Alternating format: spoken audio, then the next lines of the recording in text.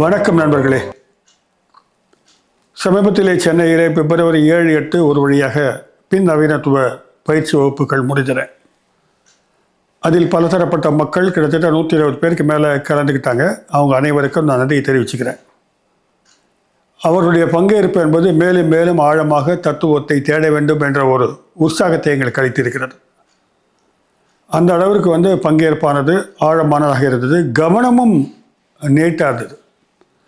எல்லாருமே ஒருத்தர் கூட செல்ஃபோனை தொடாமல் இருந்தது பெரிய விஷயம். ஸோ மீண்டும் என் நன்றியை எல்லாருக்கும் பதிவு செய்து கொள்கிறேன். அந்த சமயத்தில் நான் ஜே. கிருஷ்ணமூர்த்தி தங்கி உரையாற்றக்கூடிய சென்னை கிரீம்ஸ் ரோடில் இருக்கக்கூடிய அடையாறு கிட்ட இருக்கக்கூடிய அந்த கிரீம்ஸ் ரோடில் இருக்கக்கூடிய வசந்த விகார் என்னும் இடத்திற்கு சென்று வந்தேன். ரொம்ப அமைதியான ஒரு இடம், அற்புதமான இடம். சென்னையில் உள்ள நண்பர்கள் கண்டிப்பாக போய் இருந்து புத்தகங்களை எடுத்து வாசிக்கலாம். அப்படி சென்ற பொழுது இந்த ஜே. கிருஷ்ணமூர்த்தி 1000 மூன்ஸ் அப்படி ஒரு புத்தகம் இருக்கு. அது அவ்வப்போது பார்ப்பதுண்டு, வாங்குவதில்லை. அது 4000 ரூபா 5000 ரூபா இருக்கும். அதில் நிறைய ஃபோட்டோஸ்லாம் ஜே. கிருஷ்ணமூர்த்தியினுடைய அபூர்வமான ஃபோட்டோஸு, டேட்டா, தகவல்கள், பல பேருடைய கருத்துக்கள் இதையெல்லாம் அதில் பதிவு செய்திருப்பார்கள். எவ்லின் ப்ளோ அப்படின்ற ஒரு ஆத்தர். அவங்க எவ்லின் ப்ளோ என்ற ஆத்தர் இது அத்தனையும் பதிவு பண்ணியிருப்பாங்க. ஜே. கிருஷ்ணமூர்த்தியோடைய பழகிய அல்லது அவருடைய நேரடி அனுபவம் பெற்ற பல்வேறு ஆளுமைகளுடைய கருத்துக்களை எல்லாம் அதில் பெற்று பதிவு செய்திருப்பார்கள். ரொம்ப சுவாரஸ்யமான புக். அந்த புத்தகத்தை நான் அங்கு சென்று வந்த ஏற்பாடு அது ஆன்லைனில் வரவழைச்சு அதிலிருந்து பல தரவுகளை எடுத்து உங்கள் முன்னே வைக்க விரும்புகிறேன். முன்னாலேயே ஜே. கிருஷ்ணமூர்த்தியுடைய வாழ்க்கை பற்றிய பல குறிப்புகளை நாம் காணொளியிலே சொல்லி இருக்கிறோம். இன்றைக்கு நம்ம ஜே. கிருஷ்ணமூர்த்தியினுடைய ஃபிலாசபிக்குள்ளே தீவிரமாக போக முடியாது. இந்த காணொளியில் பலர் அறிந்திராத சில தகவல்களை தொகுத்து ஜே. கிருஷ்ணமூர்த்தி என்ற ஒரு தத்துவ ஆசான் எப்படி எமர்ஜ் ஆனார் அப்படின்றத நான் சொல்ல போகிறேன். ஜேகே ஒரு சாதாரண தெலுங்கு பிராமண குடும்பத்தில் பிறக்கிறார். ஜே. கிருஷ்ணமூர்த்தி மே 12ஆம் தேதி 1895 பிறந்தார். சாதாரண என்று சொன்னால் பொருளாதார ரீதியாக நடுத்தரமான வருமானம் உள்ள ஒரு குடும்பம். 8வது குழந்தையாக பிறக்கிறதுனால அதுக்கு பேர் கிருஷ்ணன்னு பேர் வைக்கிறாங்க அவங்க அம்மா. இந்த குழந்தை ஒரு ஸ்பெஷல் சைல்டுனா இந்த குடும்பத்திற்கு ஒரு சிறப்பான குழந்தையாக அவங்க கிருஷ்ணனுடைய அவதாரமாக அவங்க கருதினார்கள். ஆகையினால அந்த பிரசவமானது சாமி அறையிலேயே இடம்பெற வேண்டும் அந்த அம்மா முடிவு பண்ணி பூஜை அறையில் தான் ஜேகே பிறக்கிறார். பொதுவாக பூஜை அறையில் தீட்டெல்லாம் படுன்னு சொல்லுவாங்க. அதை மீறி தான் அவங்க பிரசவம் அங்கே தான் நடக்குது. ஸோ அந்த குழந்தைக்கு அப்படி ஒரு ஸ்பெஷல் ஸ்டேட்டஸ் கொடுக்கப்படுது. ஜோசியர்கள் அந்த தலை வெளியில் வந்த நேரத்தை கணக்கெடுத்து அது சரஸ்வோதயம்னு சொல்லுவாங்க. அந்த நேரத்தை கணக்கில் எடுத்து இந்த குழந்தை எப்படி இருக்க போகுதுன்னு சொல்லும்பொழுது இது உலகத்துக்கே வழிகாட்டக்கூடிய ஒரு பெரிய தலைவராக வரும் என்று சொன்னதாக சொல்கிறாங்க. அப்படிப்பட்ட அந்த குழந்தை ஸ்கூல் படிக்கிறார். அவருக்கு அப்புறம் நித்யானந்தன்ற பிரதர் பிறக்கிறாரு. நித்யானந்தன் இவரோட 2 வயசு சின்னவர் நினைக்கிறார். அதுக்கு பிறகு சச்சிதானந்தன் ஒரு தம்பி பிறக்கிறப்போல அவர் கொஞ்சம் மனநிலை குன்றிய குழந்தையாக சொல்லப்படுகிறது. அந்த குடும்பத்தை பற்றி அதிகமான தரவுகள் நான் தேடலை. பிறகு அவர் என்ன செய்கிறாரு, ஸ்கூலுக்கு போகிறாரு. ஸ்கூலில் படிப்பு ஏறல. ஜேகே நார்மலான ஸ்கூலில் படிச்சிருக்கிறார். அது மட்டும் இல்லை, பள்ளியில் அவர் பலத்தை அடி வாங்கியிருக்கிறார் டீச்சர்கிட்ட. படிப்பு சரியாக வராதனால டீச்சர் வச்சு விடாசி விட்டாங்க. அது வேற கல்வியின் மீதான ஒரு அச்சத்தை அவருக்கு ஏற்படுத்துன்னு சொல்லலாம். டீச்சர் தான் இப்படி இருக்கக்கூடாதுன்ற கருத்து கூட சின்ன வயசில் பதிந்து இருக்கக்கூடும் இந்த அனுபவத்தினால் அவருக்கு. ஜேகேவுடைய 6வது வயதில் அவருக்கு பூணூல் உபநயனம் செய்யப்படுகிறது. பூணூல் போடுறாங்க. ஜேகே 10 வயது இருக்கும்போது அம்மா இறந்து விடுகிறார். அம்மா தான் எல்லாமா இருக்காங்க, அம்மா இறந்து விடுகிறார். அப்போது ஒரு சம்பவத்தை வந்து அவருடைய தந்தை நாராயணையா குறிப்பிட்டார். ஜேகே வந்து 10 வயது சிறுவன் இடுப்பில் துண்டை கட்டிக்கிட்டு குளிக்க போகிறான் பாத்ரூமுக்கு. அங்கே பார்த்தா அம்மா குளிச்சுட்டு வராங்க. இறந்து போயிட்டாங்க அம்மா. அவங்க அம்மாவை வேறு ஒரு வடிவத்தில் காண்கிறார். பதட்டத்தோட ஜே கிருஷ்ணமூர்த்தி ஓடி வருகிறார். அந்த வீடு அதாவது ஒரு ரயில் வேகன்மாக இருக்கிற பழைய காலத்து வீடு, அடுத்து வரிசையான ரூம் இருக்கும். அந்த ரூம் அப்படியே ஓடி வராது. அப்பா வந்து என்னடா பையன் பதட்டத்தோட வரான்னு கேட்டா, கிருஷ்ணமூர்த்தி என்னடா ஆச்சுன்னு கேட்டால், அம்மா வராங்கப்பா. அவருக்கு ஷாக் ஆகிடுது. அம்மா தான் இறந்து போயிட்டாங்களே. அம்மா வந்து போய் இப்போ என்ன பண்ணுறாங்கப்பா, ட்ரெஸ் மாற்றிட்டாங்கப்பா, இப்போ சாப்பிட போகிறாங்கப்பா அப்படின்ட்டு. ஸோ வாசல் வரைக்கும் பையன் ஓடுறான். திடீர்னு பார்த்தா அம்மா பின்னாலே போகிறான்பான்னு போகிறான். இது ஒரு 1/4 மணி நேரம் நடக்குது இந்த நிகழ்வு.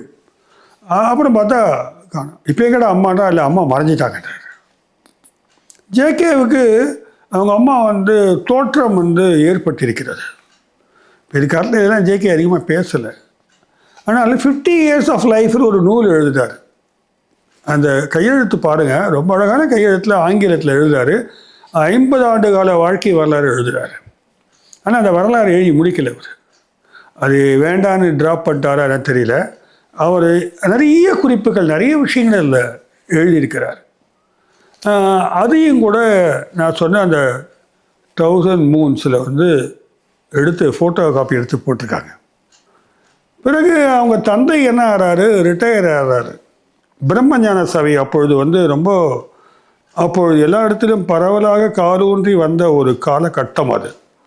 1875 தான் தியோசாபிக்கல் சொசைட்டி நியூயார்க்கில் தொடக்கப்பட்டது.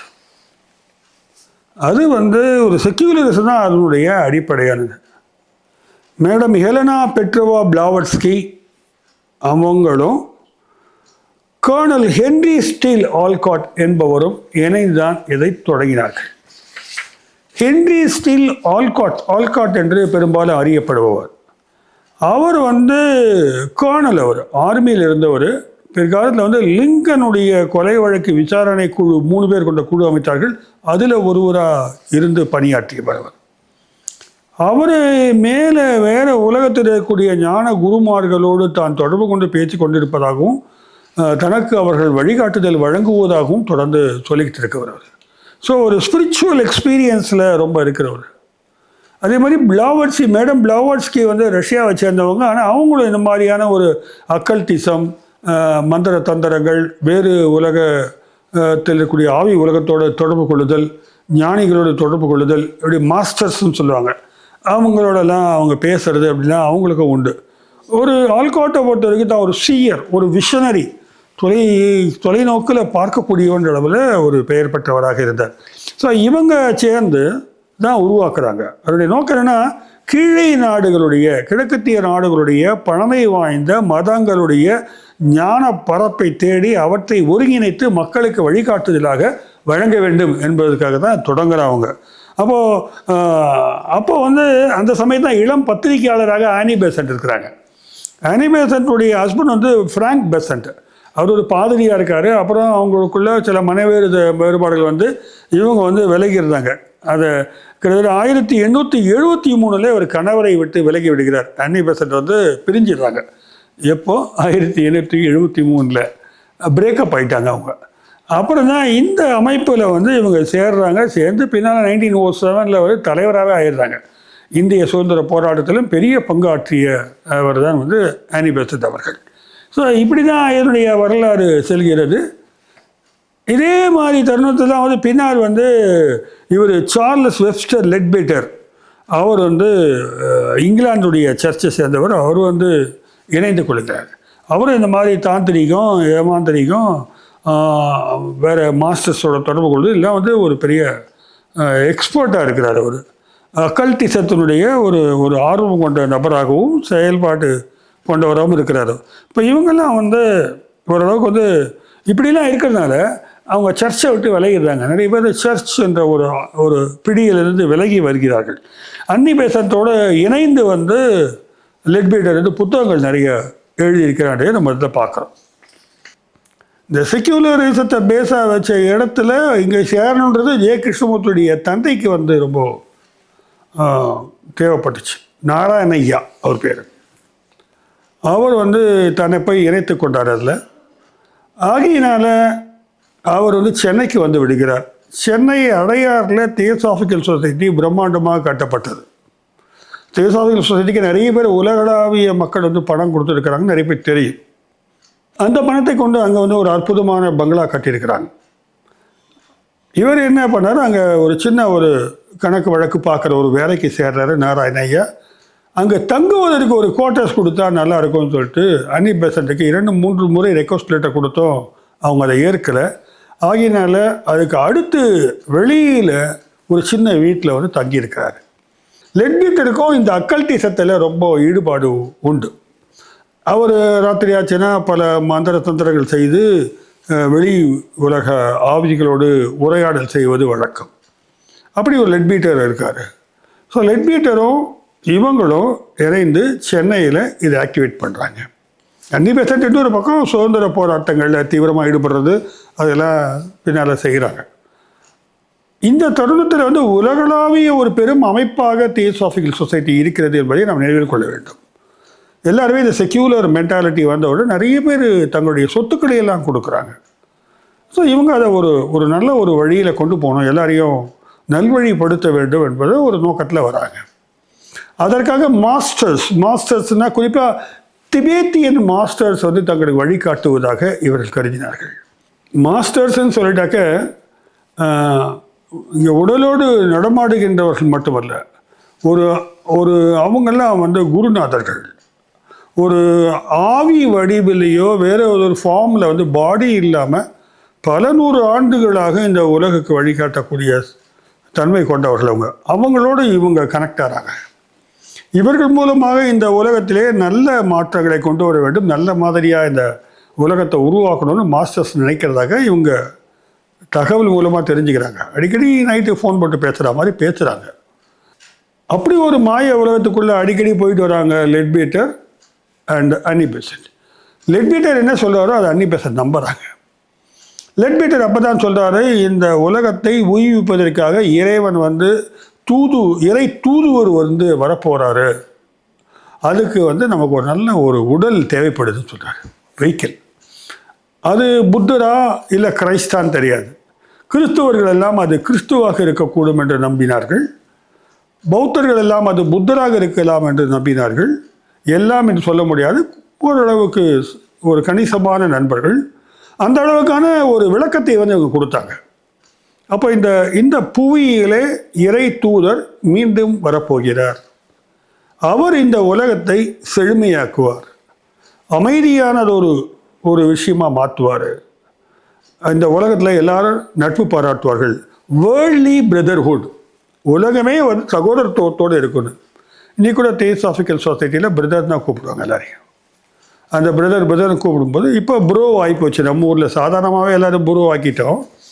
அதனால் அந்த தியோசாபிக்கல் சொசைட்டிலேருந்து அந்த ப்ரோ ஆனது இழுக்கப்பட்டிருக்க வேண்டும்னு நினைக்கிறேன். அந்த அளவில் வந்து இதை வந்து பரப்புரை மேற்கொண்டதில் நிறைய பேர் சேர்ந்துட்டாங்க. அப்போது இங்கே வேலை பார்க்குறாரு நாராயணையா. அங்கே தான் வந்து அவருடைய மகன்கள் கிருஷ்ணமூர்த்தியும் நித்யாவும் இருக்கிறாங்க. கிருஷ்ணமூர்த்திக்கு நித்யா மேலே ஏராளமான பாசம் உண்டு, சின்ன பையன். அந்த தருணத்தில் இவர்கள் வந்து இறை தூதன் வருவதற்கான உடலை தேடும் பொழுது அந்த பீச் பக்கம் நடந்து போகிறாரு லெட்பீட்டரும் அன்னி பெசன்ட்டும். இந்த குழந்தைகள் விளையாடி கொண்டிருக்கிறார்கள்.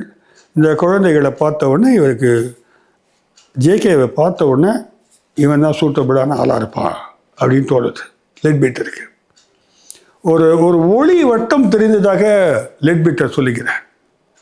நீல நிற ஒளி வட்டம் ஆரா தெரிஞ்சதுன்னு சொல்கிறாரு.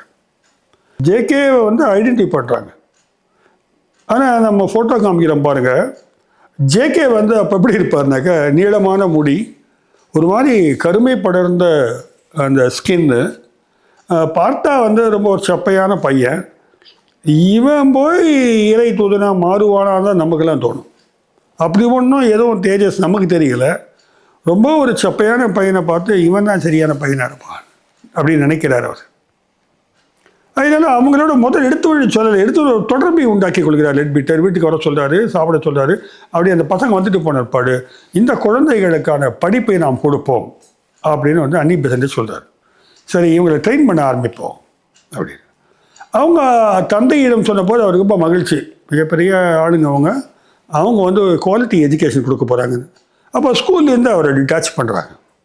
ஜேகே ஸ்கூலுக்கு போனார், அடி வாங்கினார், படிப்பு வரலன்றதை நம்ம ஞாபகம் வச்சுக்கலாம்.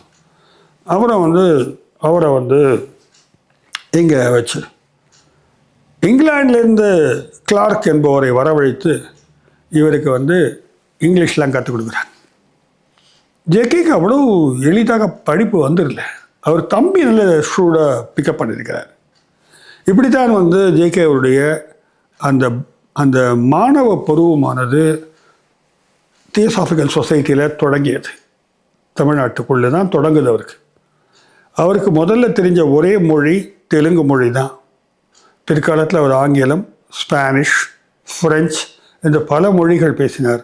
ஆனால் தெலுங்கு பெரும்பாலும் மறந்து விட்டதாக அவர் சொன்னது தான் நமக்கு ரொம்ப வருத்தமான விஷயம். அவருடைய நீளமான முடிகளை தான் கொஞ்சம் ப்ரூன் பண்ணுறாங்க. அவருக்கு வந்து நீச்சல் கற்றுக் கொடுக்குறாங்க. அந்த மாதிரி கொஞ்சம் அந்த வெள்ளைக்காரர்கள் என்ன மாதிரியான விஷயங்கள்லாம் செய்வாங்களோ டென்னிஸ் கற்றுக் கொடுக்குறாங்க.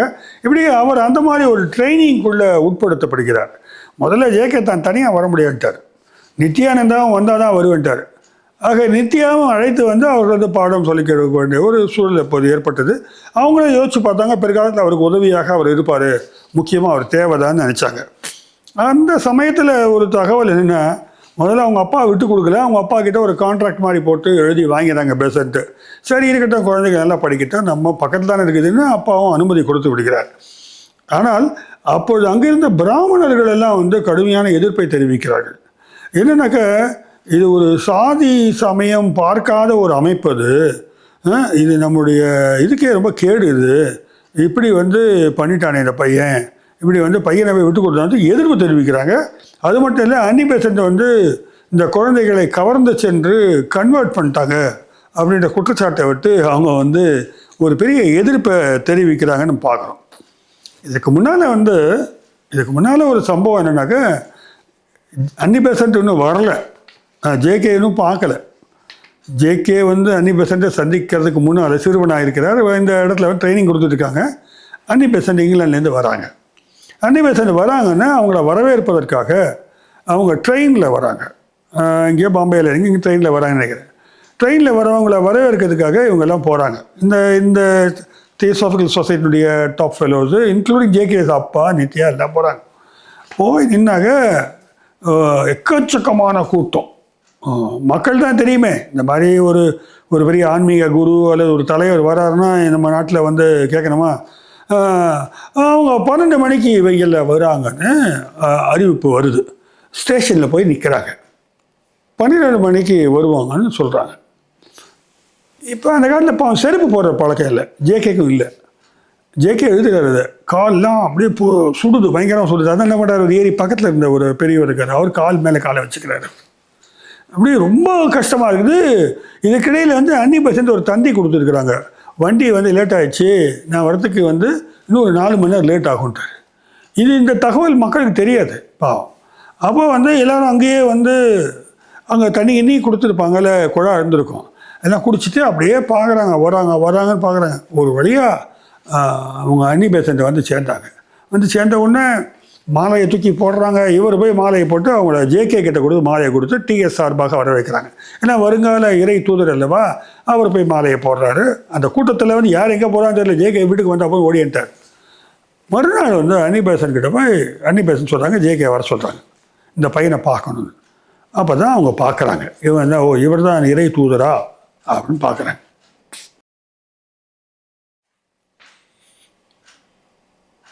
ஆக இவங்க லெட்பிட்டருடைய பங்களாவில் தங்கியிருக்கிறாங்க.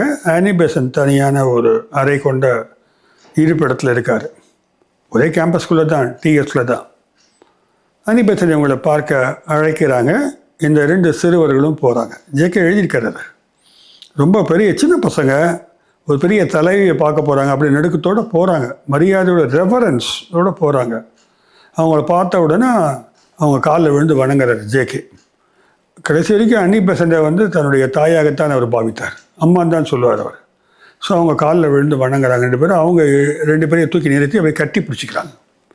ஆற தழுவி இந்த பசங்களுக்கு உச்சி முகந்து பெஸ்ட் விஷயம் சொல்கிறாங்க. அதிக நேரம் அங்கே இருக்க முடியாது, ஏன்னா அடுத்து மீட்டிங் இருக்குது அன்னி பெசண்ட்டுக்கு. டிஎஸ் மெம்பர்ஸ் இருக்காங்க, இவங்களை கூப்பிட்டுவாங்களேன் அப்படின்றாங்க. ரொம்ப மகிழ்ச்சியாக போச்சு இவருக்கு. இப்படியாக சில காலம் எடுத்துட்டு அன்னி பெசண்ட் சென்னையிலேருந்து அடையார்ந்து கிளம்பி பனாரஸ் போகிறாங்க. பனாரஸ் தான் நம்ம இன்றைக்கி சொல்லக்கூடிய காசி இது சொல்கிறோம், இல்லை வாரணாசி. அங்கே ஒரு சென்டருக்கு அங்கே போயிட்டாங்க. இங்கே லெட்பீட்டர் தான் இவர் பார்த்துக்கிறாரு. ஒரு நாள் லெட்பீட்டர் வந்து என்ன பண்ணுவார்னாக்க, இந்த பூர்வ ஜென்மத்தெல்லாம் பற்றி ஆய்வு செய்யக்கூடியவர். அந்த வகையில் வந்து இந்த தியோசாபிக்கல் சொசைட்டியில் இருக்கக்கூடியவருடைய வந்து என்னென்ன ஜென்மங்களை சேர்ந்தவங்களாக இருப்பாங்கன்னு ஒரு ஆய்வு பண்ணார். அதில் குறிப்பாக ஜே கிருஷ்ணமூர்த்தி யார், முற்பிறவியில் என்னவா இருந்தார்னு அவர் பார்க்குறாரு. கிரேக்கத்தை சேர்ந்த ஒரு பெரும் ஆளுமையான அல்சியான் என்பவர் தான் இன்றைய ஜே கிருஷ்ணமூர்த்தி என்று அவர் கணிக்கின்றார். அதே மாதிரி மிசார் என்ற பெயரை வந்து நித்யா வந்து மிசாராக இருந்திருக்கிறார் என்று சொல்கிறார்கள். அது மட்டுமல்ல, கிட்டத்தட்ட 48 முறை பிறவி எடுத்து வந்திருக்கிறார் ஜேகே. இப்பொழுது இது 48வது இன்கார்னேஷன் அப்படின்னு கணிக்கிறார். இதெல்லாம் வந்து இந்த உலகத்துக்குள்ளே போயிட்டோம் பாருங்கள். ஜேகே பாவம் என்ன மாதிரி உலகத்தில் இருந்திருக்கார் பாருங்கள். ஸோ நம்ம ஒரு பிரபஞ்சம் சொல்லும்போதே நமக்கு வந்து நம்புறதா வேண்டாமான்னு தோணுது. 48 பிறவிகளை கடந்து வந்த மகான் தான் ஜே கிருஷ்ணமூர்த்தின்னு கண்டுபிடிக்கிறார். அப்போ அவர் அல்சியான்னே கூப்பிட ஆரம்பிச்சிட்டாங்க எல்லாரும். அந்த அளவிற்கு வந்து ஜேகே வந்து அவங்க அடையாளப்படுத்தினார்கள். அது மட்டும் இல்லை, இன்னும் சுவாரஸ்யமான தகவல் என்னவென்றால், இந்த தியோசாபிக்கல் சொசைட்டியில் இருக்கிற பல்வேறு நபர்கள் வெவ்வேறு நாட்டிலேருந்து வந்தவங்க, இவங்கெல்லாம் ஏற்கனவே வந்து போன ஜென்மத்தில் அதுக்கு முன் ஜென்மத்தில் வெவ்வேறு தொடர்புகளில் இருந்தவர்கள் தான். இவங்கெல்லாம் வெவ்வேறு தொடர்புகளில் இருந்தவங்க தான் இப்போ வந்திருக்கிறாங்க அப்படின்னு சொல்கிறாங்க. இவருக்கு இந்த மறைந்த மகத்தான ஆன்மீக குருக்களோடு தொடர்பு கொள்ளும் ஒரு விஷயம்லாம் தெரியும். மறைந்த மகத்தான ஞான குருநாதர்கள் லெட்பீட்டரிடம் தொடர்பு கொண்டு ஜே கிருஷ்ணமூர்த்திக்கு ஒரு இனிஷியேஷன் செரிமனி, அதாவது முதற்கட்ட தீட்சை வழங்குவதற்கான வேலைகள் செய்ய வேண்டும் என்று சொல்லிவிட்டார்கள். அப்போ உடனே பரபரப்பாக இதை வந்து செய்யணும்னு முடிவு பண்ண ஏற்பாடு ஆனி பெசண்ட்டுக்கு இந்த தகவல் தெரிவிக்கப்படுகிறது. அவங்க வந்து எங்கே இருக்கிறாங்க, இப்போ பனாரஸில் இருக்கிறாங்க. அவங்க தன்னுடைய அறையிலேயே இந்த செரிமனி நடக்கட்டும்ன்றாங்க. இந்த கூட்டத்தை கூடி வச்சு பண்ணுற விஷயம் இல்லை. இது வந்து வேறு மாதிரியான மாந்திரீகம் சம்மந்தப்பட்டது. இங்கே தனியாக தான் இருக்கணும். ஜேகேவும் லெட்பீட்டரும் அந்த அறைக்குள்ளே செல்கிறார்கள். வெளியில் நித்யாவும் கிளார்க்கும் இருக்கிறாங்க. இன்னொருத்தர் இருக்கிறாங்க. கிளார்க் வந்து இவருக்கு கற்றுக் கொடுக்க வந்த ஆசிரியர். அவரும் நிறைய எழுத்தாளர், அவரும் பெரிய அறிஞர். அவர் இருக்கார். அவர் பாருங்கள், 1900 அவர் பாருங்கள் 1909 வந்து நடந்த சம்பவங்களை 1979 சென்னையிலிருந்து இன்டர்வியூவில் சொல்கிறார். 70 ஆண்டுகள் கழித்து நினைவுபடுத்தி சொல்கிறார் இந்த விஷயத்தை. அந்த அறைக்குள் வந்து இவர்கள் இருவரும் சென்று அந்த விஷயத்தை தொடங்குறாங்க. வெளியில் இவங்களாம் இருக்கிறாங்க. ஜேகே வந்து அன்னி பெசண்ட்டுடைய பெட்டில் படுத்துக்கிறாரு, லெட்பீட்டர் தரையில் படுத்துக்கிறார். இது மிக முக்கியமான ஒரு அனுபவமாக கொள்ளலாம். நாம் கிட்டத்தட்ட கொஞ்சம் கொஞ்சமாக வந்து அந்த மோன நிலைக்கு சென்றதாக எழுதப்பட்டிருக்கிறது. ஜேகேவே எழுதியிருக்காரு. ஃபுல்லாக வந்து 24 மணி நேரம் கண் முழிக்காமல் இருக்கிறார். லெட்பீட்டரும் அப்படி தான். கண் முழிக்கும் போது இவங்க முணங்குவாங்க. அப்போ இவங்க உள்ளே போய் கொஞ்சம் பால் மட்டும், சூடான பாலை மட்டும் ஆகாரமாக கொடுப்பாங்க எனர்ஜிக்காக. கிட்டத்தட்ட 2-3 நாட்கள் வந்து ஜேகே வந்து அதே ஸ்டேட்டஸில் இருக்கார். ஒரு மோன நிலையிலே இருக்கிறாரு. பிறகு தான் வந்து விழித்து எழுகிறார். விழித்து எழுந்த பின் ஜேகே வந்து வேறு விதமான முகத்தில் ஒரு தேஜஸ் இருந்ததாக அவங்க குறிப்பிடுறாங்க. நிறைய பேர் கருத்துக்கள் சொல்லியிருக்காங்க. கிளார்க் சொல்கிறாரு அந்த மாதிரி. இவருடைய இது வந்து வேறு ஒரு உணர்வு நிலையில் இருக்கிறார். கிட்டத்தட்ட அரைக்குறை உணர்வு நிலையில் சில சமயம் இருந்திருக்கிறார். ஜேகே இதை பற்றி வந்து 1972 வந்து நினைவுபடுத்தி கூறுகிறார். எனக்கு அது மயக்கமா, அரை தூக்கமா, என்ன நடந்ததுன்னு எனக்கு ஞாபகம் இல்லைங்க. வேறு ஒரு ஒரு அனுபவத்தில் இருந்தேன். வெளியில் வந்தவுடனே நிறைய பேர் என் காலில் விழுந்து வணங்க ஆரம்பிச்சிட்டாங்க. நான் சின்ன பையன், அப்போ எனக்கு ரொம்ப அது சங்கோச்சமாக இருந்தது அப்படின்னு சொல்லியிருக்காரு. ஆனால் இது குறித்து ஜேகே வந்து அன்னி பெசண்ட்டுக்கு கடிதம் எழுதியிருக்கிறார். அந்த கடிதத்தை ரெக்கார்டாக எடுத்திருக்கிறாங்க. அதில் என்ன சொல்கிறார் அவர், என்னை வந்து மாஸ்டர்ஸ்லாம் எடுத்துக்கிட்டு போய் இறைவன் முன்னால் நிற்க வைத்தார்கள். இறைவன் முன்னால் நிறுத்தின கடவுள் கேட்டாரா, இறைவன் கேட்டார், இவன் யார் என்று வினவினார். அப்போது நம்முடைய பிக் பிரதர்வுட் சர்க்கிளில் இணையக்கூடிய ஒரு மகன் இவன். பிக் பிரதர்ஹுட், இந்த உலகளாவிய சகோதரத்துவத்திற்கான முனைப்பை கொடுக்கக்கூடிய ஒரு மனிதன் இவன் என்று மாஸ்டர் சொல்கிறார். அப்படியா, அதற்கு முழு தகுதியானவனாய் இவன் என்று இறைவன் கேட்கிறார். நீ அதற்கு வந்து வவுச் பண்ண முடியுமா அப்படின்னு கேட்குறாரு. அதுக்கு அந்த குருநாதர் என்ன சொல்கிறாரு, 100% நான் வந்து உத்தரவாதம் அளிக்கிறேன், இவன் அதற்கு தகுதியானவன் சொல்கிறார். அப்படியா, அப்படி என்றால் அழைத்து செல்லுங்கள் அப்படின்னு இறைவன் சொன்னார். இந்த அனுபவத்தை ஜேகே வந்து பதிவு பண்ணியிருக்காரு. இப்படி இதை லெட்டராக வந்து எழுதியிருக்காரு. பின்னால் கேட்டபோது அது என்ன மயக்க நிலையில் என்னன்னு தெரியல அப்படின்ட்டார். ஆனால் அப்போ அவர் இதை எழுதியிருக்கிறார். இது மட்டும் இல்லை, ஜேகே வந்து அப்போ தான் இங்கிலீஷ் கற்றுக்கிறார். அவருக்கு அரைக்குறையாக தான் இங்கிலீஷ் வரும் ரொம்ப.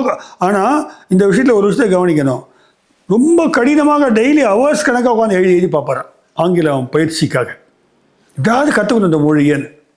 எதுவும் தன்னால் வந்துடல, எதுவும் உழைப்பின் மூலமாக தான் அவருக்கு அந்த அந்த ஸ்கில் வந்திருக்குது. இன்னும் சொல்ல போனால் பிரிட்டிஷ் லாங்குவேஜில் எழுதுகிற மாதிரி பழக ஆரம்பித்தார். முதல்ல அவர் காலையில் வந்து நோட் புக் எடுத்துக்கிட்டு பென்சில் எடுத்து எழுத ஆரம்பித்தார்.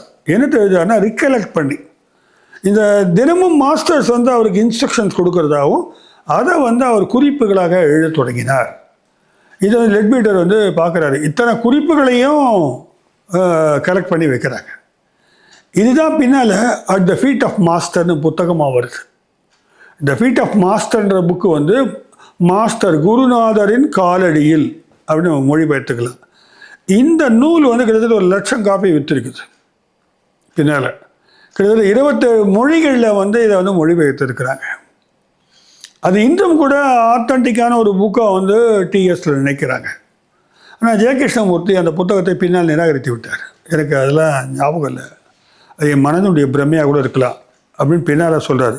ஆனால் அவருக்கு வந்து ஒவ்வொரு நாள் காலையிலும் உட்காந்து இந்த குறிப்புகள் எழுதினது மிக முக்கியமான ஒரு ஒரு விஷயமாக லெட்பீட்டரால் சொல்லப்பட்டது. இந்த நூலை உலகிற்கு ஜேகே வழங்கிய முதல் கொடை என்று அன்னி பெசண்ட் வர்ணித்தார். அற்புதமான நூல், உலகிற்கு கொடை வழங்கியிருக்கிறார். பிறகு இவங்களுக்கு தொடர்ந்து ட்ரைனிங் வந்து கொடுக்க ஆரம்பிக்கிறாங்க. இதன் அடிப்படையில் 1911 ஒரு பெரிய மாநாடு மாதிரி கூட்டம் மாதிரி கூட்டி ஆர்டர் ஆஃப் த ஸ்டார் அப்படின்னு ஒன்று தொடங்குறாங்க. ஆர்டர்னா அந்த அந்த அதை சேர்ந்தவர்கள், அந்த குரூப்புன்னு அர்த்தம். ஆர்டர் ஆஃப் த ஸ்டார் அப்படின்ற ஒரு அமைப்பை தொடங்குறாங்க. ஆர்டர் ஆஃப் த ஸ்டாரில் கிட்டத்தட்ட ஒரு 50,000 பேர் உறுப்பினர்களாக சேர்றதா சொல்கிறாங்க. ஹெரால்ட் ஆஃப் த ஸ்டார் ஒரு பத்திரிகை தொடங்குறாங்க. அந்த பத்திரிகை தான் கிட்டத்தட்ட ஒரு 18 ஆண்டுகள் வந்து அந்த பத்திரிகை நடக்குது. ஹெரால்ட் ஆஃப் த ஸ்டாருக்கு வந்து அந்த மேகசைனுக்கு பின்னால் ஜேகே தான் எடிட்டராக வர்றார். அதாவது ஜேகே வந்து இறை தூதர் இறங்கக்கூடிய ஒரு வாகனமாக மாறிவிட்டார். அவர் இறை தூதராக மாற போகிறார். எப்போ மாறுவார்னு தெரியாது, ஆனால் அதுக்கான ஏற்பாடு நடந்துக்கிட்டே இருக்கு. இவர் தான் அவரும் தெரிஞ்சு போச்சு. ஆனால் எப்போ வந்து இவர் வந்து அந்த ஸ்டேஜுக்கு வருவான்றது தெரியலன்னா கூட அவருக்கு அதுக்குரிய மரியாதை வந்து ஏராளமாக கொடுக்கப்பட்டதுன்றதை அங்கே பார்க்குறோம். நம்ம என்ன ஆகுது இந்த தருணத்தில், அவங்க அப்பா இருக்காரு, ஜேகே அப்பா, இந்த குழந்தைகளை விட்டு பிரிஞ்சு இருக்கிறது வந்து அப்பாவுக்கு எவ்வளோ வேதனையாக இருக்கும். இவங்க டோட்டலாக வேறு பேட்டர்னில் கொண்டு போயிட்டாங்க குழந்தைகளை. இவங்களுடைய அந்த பிரிட்டிஷ் ஸ்டைல்லையே கொண்டு போயிட்டாங்க. அது மட்டும் இல்லாமல் எல்லாரெல்லாம் அவங்கள பார்க்க முடியாது. ஏனென்றால் இறை தூதன் அவன். சும்மா கண்டவெல்லாம் பார்க்க கூட, கண்ட டீச்சர்லாம் எதுவும் கற்றுக் கொடுக்க முடியாது. அதனால வெறுமல் செக்ரிகேட் பண்ணிட்டாங்க. அவங்க அப்பா வேறு பலரால் தூண்டப்பட்டு, அந்த பிராமண கம்யூனிட்டியால் தூண்டப்பட்டு அவர் வந்து எதிர்ப்பு தெரிவிக்க ஆரம்பிச்சிட்டார். அவர் ஒரு வழக்கு போடுவதற்கு பின்னால் வழக்கு போடுறாரு. இப்போ ட்ரை பண்ணுறாரு அவர். அந்த சமயத்தில் அன்னி பெசன்ட் என்ன பண்ணுறாங்க, இந்த 2 குழந்தைகளை கூட்டிக்கிட்டு லண்டன் போயிடுறாங்க. இங்கே படிப்பு சரியாக இல்லை, குவாலிட்டி எஜுகேஷன் லண்டனில் கொடுக்கலாம் நாங்கன்ட்டு அந்த மாதிரி சொல்லிவிட்டு இந்த பிரச்சனையை தவிர்ப்பதற்காக அவரை வந்து கூப்பிட்டு போயிடுறாங்க. இதுதான் வந்து நடக்குது. அங்கே கூப்பிட்டு போய் வந்து பெரிய பெரிய ஆளுங்கள்லாம் வந்து அவங்களுக்கு வந்து இது கொடுக்குறாங்க, ட்ரைனிங் கொடுக்குறாங்க. இதுக்கிடையில் அவர் வந்து வர லண்டனில் போய் இறங்கின உடனே வந்து பார்த்தீங்கன்னா ஏராளமான வரவேற்பு. அங்கே வந்து எக்கச்சக்கம் கூட்டம், அங்கேயும் இப்படி தான். ஆனால் அங்கே எல்லோரும் ஷூ போட்டிருந்தாங்க. பயங்கரமான வரவேற்பு இருந்தது. இந்த தருணத்தில் என்னாச்சு, ஒரு அம்மா மயக்கம் போட்டு வந்துருச்சு. என்ன பிரச்சனைன்னு பார்த்தா அந்த அம்மா எழுப்பி கேட்டால், இல்லை அவருடைய அந்த ஒளி வட்டமானது என்னை மயக்கி விட்டது. அவர் தலைக்கு பின்னால் ஒளி வட்டத்தை நான் கண்டேன், எனக்கு அது அது அது நர்வஸில் நான் மயக்கமாக விட்டுட்டேன்னு சொல்கிறாங்க. இது ஒருத்தர் பார்த்தவங்க அனுபவத்தை பதிவு பண்ணியிருக்கிறாங்க. ஸோ இவரை அழைச்சிட்டு போகிறாங்க. அந்த சமயத்தில் ருடால்ஃப் ஸ்டைனர்னு ஒருத்தர் இருக்கார், அந்த அமைப்பை சேர்ந்தார். அவர் வந்து ப்ரொட்டஸ்ட் பண்ணுறாரு. இதுன்னு ஒரு இந்து பையனை கூப்பிட்டு வந்து இங்கே வந்து இறைவனை, அவங்களாம் என்ன நினச்சிருக்கானாக்கா, பெரும்பாலும் நினச்சிருக்க கூடும் நான் நினைக்கிறேனாக்கா, கிறிஸ்து தான் மறுபிறப்பு எடுக்க போகிறான்னு நினச்சிருப்பாங்க அவங்க. அதுக்கு ஒரு இந்து பையனை, அது ஒரு பிராமண பையனை கூப்பிட்டு வந்து வெஸ்டர்ன் கண்ட்ரியில் வச்சு சாமி வரப்போகுதுன்னா நாங்கள் ஒத்துக்க முடியாதுன்ட்டு கொஞ்சம் பேர் ஃபைட் பண்ணுறாங்க அங்கே. அப்போ அதுதான் என்ன பண்ணுற, அந்த ருடால்ஃப் ஸ்டைனர் வந்து தனியாக ஒரு நிறுவனத்தை தொடங்கி அவர் நிறைய சோஷியல் சர்வீஸு, ஆன்மீக பிரச்சாரங்கள் எல்லாம் அவர் செய்ய தொடங்கினார். அது தனியாக போகுது. இப்படி எதிர்ப்பும் வந்து ஏராளமாக இருந்து இருக்கிறது அப்படின்னு நம்ம பார்க்குறோம்.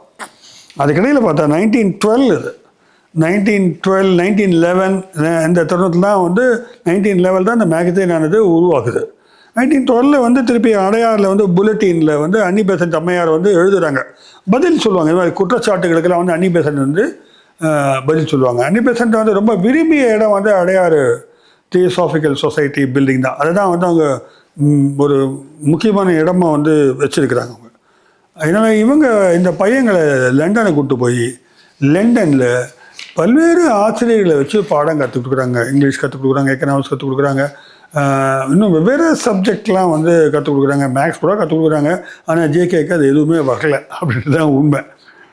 இவங்களை எப்படியாவது ஆக்ஸ்ஃபோர்டில் இல்லை கேம்பிரிட்ஜில் சேர்க்கணுன்னு வந்து முயற்சி எடுக்கிறாங்க. அதுக்கான என்ட்ரன்ஸ் எக்ஸாம்லாம் எழுதி இவங்க ஃபெயில் ஆகிடுறாங்க. கடுமையாக ட்ரைனிங் கொடுக்குறாங்க. அது அந்த அளவுக்கு வந்து அவங்களும் வந்து எடுத்துக்கல. ஏன்னா வருங்காலத்தில் ஏதோ சாமி வரப்போகுதுன்றாங்க, கடவுளாக போகிறான்றாங்க. இந்த பையனை போய் கேம்பஸில் எடுத்துக்கிட்டால் பிரச்சனைன்றது கூட ஒரு காரணமாக இருக்கலான்னு குறிப்பில் எழுதுகிறாங்க ஆத்தர்ஸு. ஆனாலும் இவங்க அந்த எக்ஸாம்ஸில் வந்து குவாலிஃபை ஆகாதனால இவங்க வந்து வெளியில் தள்ளப்படுகிறார்கள். அந்த யூனிவர்சிட்டியில் அவங்களால சேர முடியல. இருந்தாலும் வந்து தொடர்ந்து வந்து வாசிப்புக்கு வந்து அவங்களுக்கு எக்ஸ்போஷர் கிடைக்குது, நிறைய கிடைக்குது. இப்படியே போயிட்டு இருக்கும்போது சில மாதங்களுக்கு பிறகு பனாரஸில் வாரணாசியில் மாநாடு நடத்துகிறாங்க. இந்த தியோசாபிக்கல் சொசைட்டி அடிக்கடி மாநாடு நடத்தியிருக்கிறாங்க. அவங்க நிறைய பேர் அதில் வந்து மத சார்பற்ற உணர்வோடு நிறைய பேர் சேர்ந்துருக்கிறாங்க. இதுதான் எனக்கு ரொம்ப ஒரு முக்கியமான விஷயமாக படுது. இன்றைக்கி கூட அன்னி பெசன்ட்டுடைய தரவுகளை வாசி பார்த்தாக்க அவங்க இந்த வேர்ல்ட்லி பிரதர்ஹுட்டு, இந்த மதச்சார்பின்மைக்கு ரொம்ப அழுத்தம் கொடுத்துருக்குறாங்க. அதனால தான் வந்து நேருவுக்கு அவங்க மேலே ரொம்ப மரியாதை.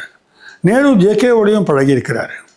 ஜேகே வந்து உலகத்தில் சொல்லக்கூடிய முக்கியமான ஆளுமைகளோடெல்லாம் வந்து பேசியிருக்கிறார், பழகியிருக்கிறார், யதார்த்தமாக இருந்திருக்கிறார் என்ற தகவலும் பின்னால் நமக்கு சொல்ல போகிறோம்.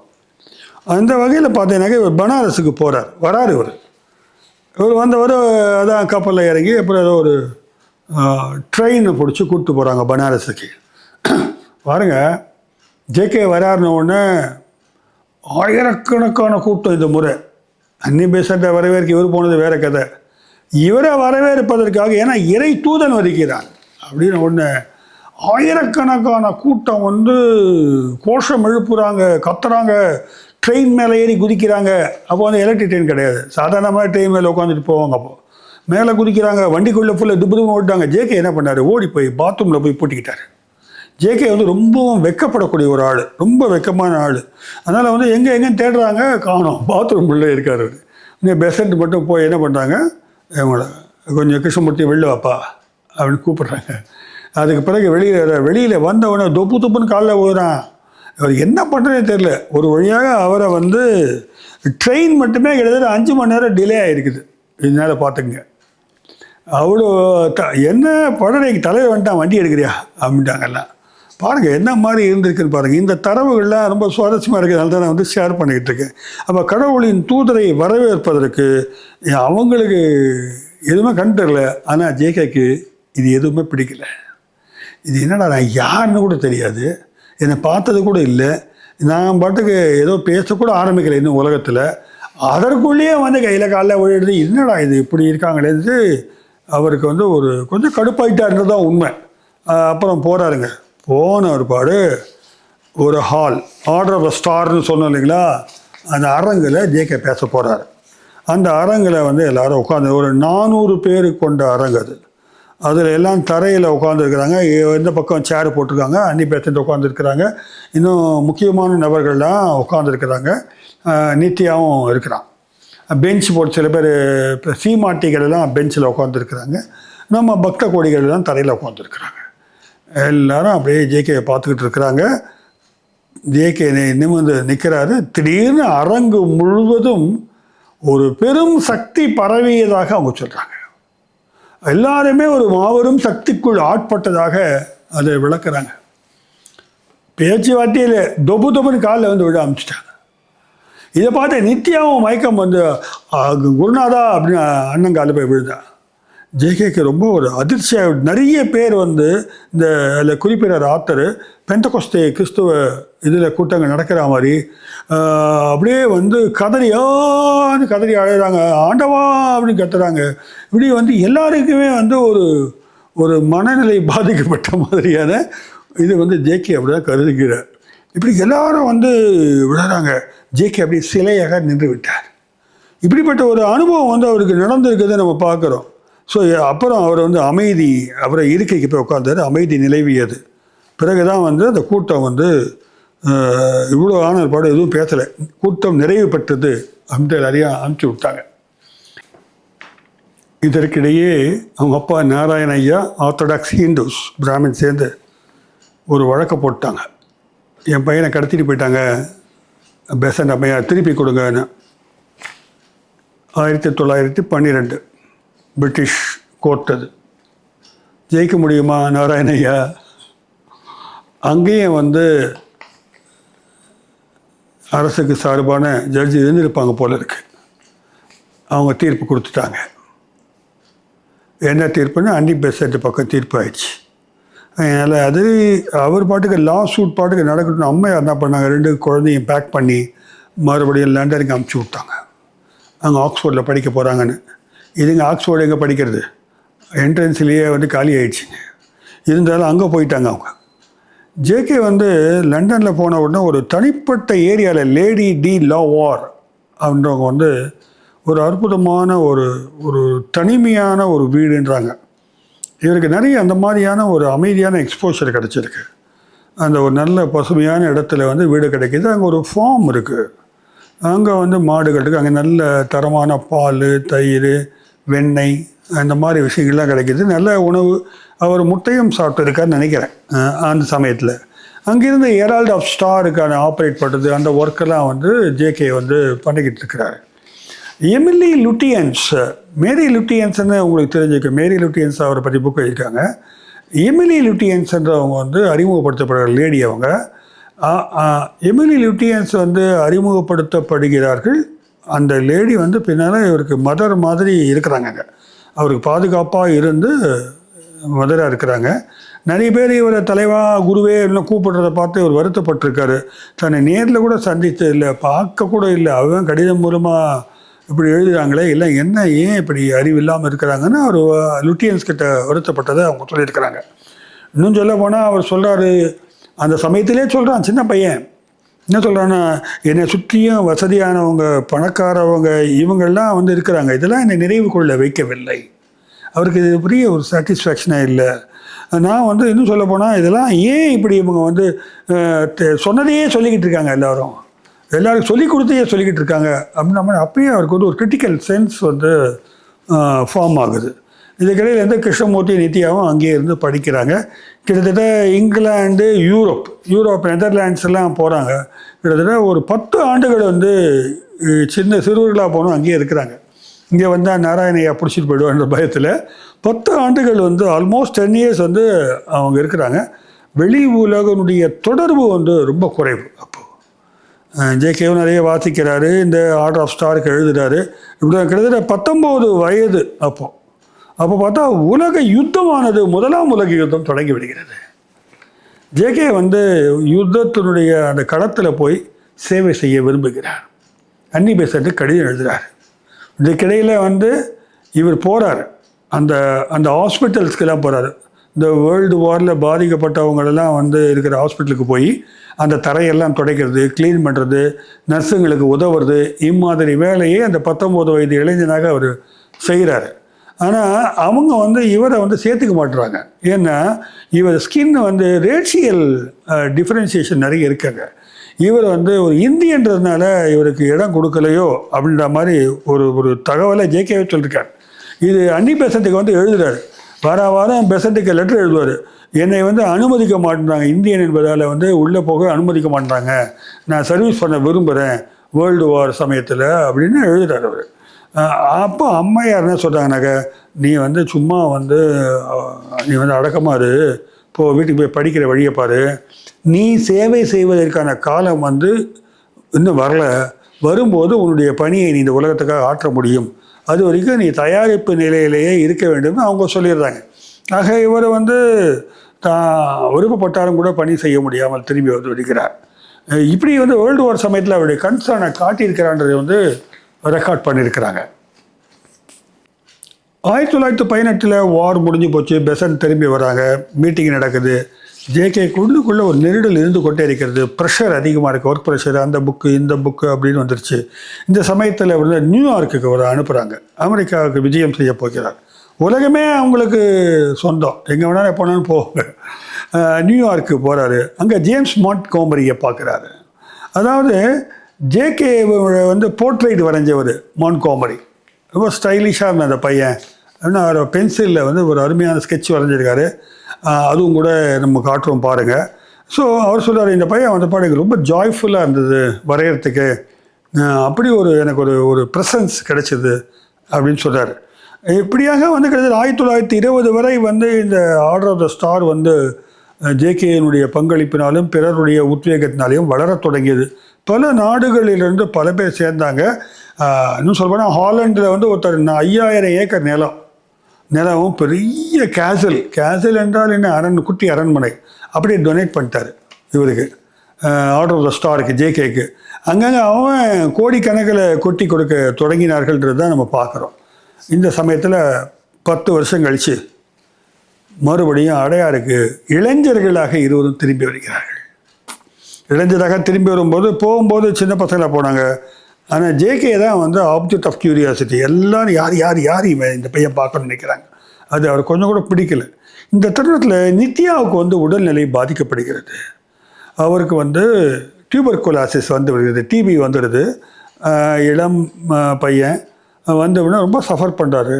அப்போ என்ன சொல்கிறாங்க, இவர் இங்கே இந்த சூழ்நிலையில் இருந்தால் சரிப்பட்டு வராது, இவரை நம்ம வந்து கலிஃபோர்னியாவுக்கு அனுப்பிச்சிருவோம், அங்கே ட்ரீட்மெண்ட் கொடுக்கலான்னு சொல்லிட்டு அவரை வந்து பேக் பண்ணி அனுப்புகிறாங்க. அங்கே 2 காட்டேஜஸ், ஓஜாய், அதுதான் அந்த ஓஜாயின்றத ஓஹாயின்னு சொல்கிறாங்க, ஓஜாயின்னு சொல்கிறாங்க. ஓஜாயின்ற இடத்துல வந்து 2 வீடுகள். இவங்க கூட போன கிளார்க்கு ஒரு வீட்டை தங்கிக்கிறாரு, இவங்க ஒரு வீட்டில் தங்குறாங்க. அப்போ ஒரு ஸ்மால் காட்டேஜ் சிஸ்டம் இருக்காங்க. அங்கே போய் வந்து திருப்பி கிருஷ்ணமூர்த்தி வந்து ரிட்டர்ன் பேக் அவர். அப்போ இந்த குழந்தைகளுக்கு தனியான கவனம் செலுத்தப்படுகிறது. ஜூலை 6, 1922 அங்கே போய் செட்டில் ஆகிறாங்க. ரொம்ப அமைதியான சூழ்நிலை. அதில் குறிப்பில் சொல்கிறாங்க, சாதி சமய பூசல்கள் எல்லாம் இல்லாத ஒரு அமைதியான சூழலில் கிட்டத்தட்ட 8 வாரங்கள் ஜேகே வந்து ஒரு தியான நிலைக்கான சூழலில் அந்த வீட்டுக்குள்ளே அங்கே வசிக்க தொடங்குகிறார். ரொம்ப பிடிச்சிருக்கு அவருக்கு இந்த அமைதி. 1922 ஆகஸ்ட் மிக முக்கியமான ஒரு எக்ஸ்பீரியன்ஸை வந்து ஜேகே என்கவுண்டர் பண்ணுறார். அந்த வீட்டில் துடிக்கிறார், வலி வந்து துடிக்க ஆரம்பிக்கிறார், பெனாத்துறார், அங்கேயும் எங்கேயும் ஓடுறார். திடீர்னு பார்த்தா கழுத்துக்கு மேலே ஒரு பெரிய கட்டி வந்துருச்சு அவருக்கு. அவங்க எல்லாரும் கிடையாது, 2-3 பேர் தான் அங்கே இருக்கிறாங்க. அவங்கெல்லாம் பார்க்குற படுக்க முடியல, துடிச்சு போகிறாரு, அரை மயக்கத்துக்கு செல்லுகிறார். அப்படியே அடையாரை பற்றியே ஞாபகப்படுத்தி அதை பற்றியே வளர்றாரு. அடையாருக்கு நான் போகணும், என்னை விடுங்க, நான் ஊருக்கு போகிறேன் அப்படின்னு கத்துறாரு அவர். அந்த வீட்டுக்குள்ளே அவரால் அடைப்பட்டே இருக்க முடியல. இருந்தாலும் அவரை அடிக்கடி பேசியது அடையாறு அந்த தியோசாபிக்கல் சொசைட்டி பற்றி தான் பேசியிருக்காரு அவர். நான் இந்தியாவுக்கு போகணுன்னு அறைகோல் வர்றாரு. மாலை 6 மணி ஆச்சு, ஏதோ ஒரு பீடித்தது போல் கிருஷ்ணமூர்த்தி குரலையே மாறி போய் இஷ்டத்துக்கு பேச தொடங்குகிறாரு. இப்படிலாம் அவருக்குள்ளே நிறைய மாற்றங்கள் விட்டது. நான் இந்தியாவில் காட்டுக்குள்ளே போகணும் அப்படின்னு ஓடுறேன், நான் காட்டுக்குள்ளே ஓடணும், காடு எங்கே, இந்திய காடுகள் எங்கே இருக்குது சொல்லுங்கள் அப்படின்னா கேட்குறாரு. ஸோ மனநிலை பிறந்தவராக இவரை பார்க்குறாங்க. பெரும்பாலும் அவர் எங்கேயும் போக முடியாது, அங்கே தடை போடப்பட்டிருக்கிறது, அப்படிலாம் ஓட அலோவ் பண்ண மாட்டாங்க. இப்படியாக அவர் சில திடீர்னு சமஸ்கிருதத்தில் ஜபிக்க தொடங்குகிறார். அப்படியே ஓம் க்ரீம் என்ன சொன்னான்னு தெரியல நமக்கு. அவர் திடீர்னு சமஸ்கிருதத்தில் ஸ்லோகங்கள் ஜபிக்க தொடங்குகிறார். அது அங்கே இருக்கும்போது அந்த மந்திரத்தை ஜபித்து கொண்டிருந்ததாக சொல்லுகிறார்கள். இப்படி இது ஒரு விஷயம் சொல்கிறாங்க. இவரை உடனே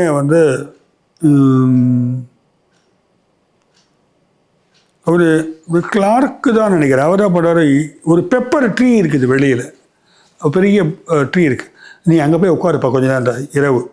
இரவு போய் ஒரு 7 மணிக்கு மேலே அங்கே போய் உட்காந்தோடனே கொஞ்சம் அமைதி வருகிறது அவருக்கு.